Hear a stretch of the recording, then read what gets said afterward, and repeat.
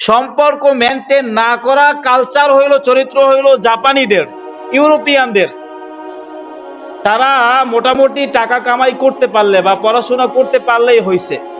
Tuition করায়, রেস্টুরেন্টে আলাদা জব করে, বিভিন্ন টাকা পয়সা কামায় আলাদা হয়ে যায় বাবা মার থেকে। হোটেল সিস্টেমের ছোট রুমের মধ্যে রুম ভাড়া নেয়, সেখানে থাকে। বাবা মার সাথে তাদের কোনো সম্পর্ক থাকে না। একটা পর্যায়ে সম্পর্ক করে, প্রেম করে, অথবা প্রেম ছাড়াই লিভ টুগেদার করে। লিভ টুগেদার মানে বিবাহ বহির্ভূত সম্পর্ক রাখে অন্য নারীদের সাথে, মানে একই ঘরে একটা ছেলে এবং একটা মেয়ে থাকে বিবাহ ছাড়া, এটাকে বলা হয় লিভ টুগেদার। এইটা করে, এইটা কইরা তারা জারস জন্ম দিতে থাকে। জারস দেখা যায় 5টা 6টা পোলাপান হয়েছে, 2টা 3টা ছেলে পান হয়েছে, তারপরে তারা অনেক সময় যায় বিয়ে করে, অনেক সময় বিয়েও করে না, বাস আলাদা হয়ে যায়। আচ্ছা আমাকে বলেন তো, এই যে সন্তানগুলো হইল, এরা কি সুসন্তান না কুসন্তান? এরা হইল জারস। যারা জারস জন্ম দেয়,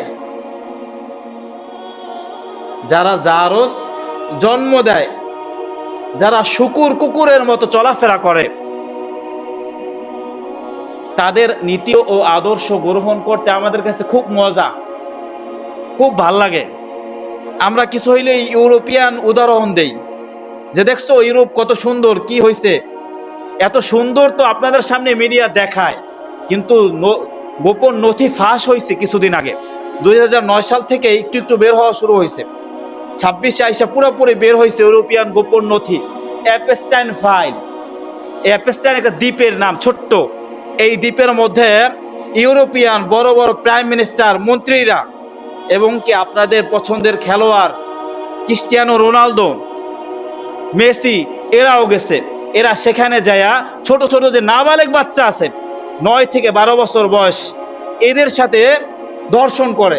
দর্শন করে এদেরকে হচ্ছে যায় গর্ভবতী বানায়। গর্ভবতী বানানোর পরে এদের পেটে যে বাচ্চা আসে, ওই বাচ্চাকে অ্যাবর্শন করায়। অ্যাবর্শন করানোর পরে ওই ছোট বাচ্চা, যেটা মাসুম ছোট বাচ্চা, গোস্তের টুকরা অ্যাবর্শন করায় বাইর করছে, ওইটারে স্যুপ বানায় রান্না করে খায়। নাউজুবিল্লাহ।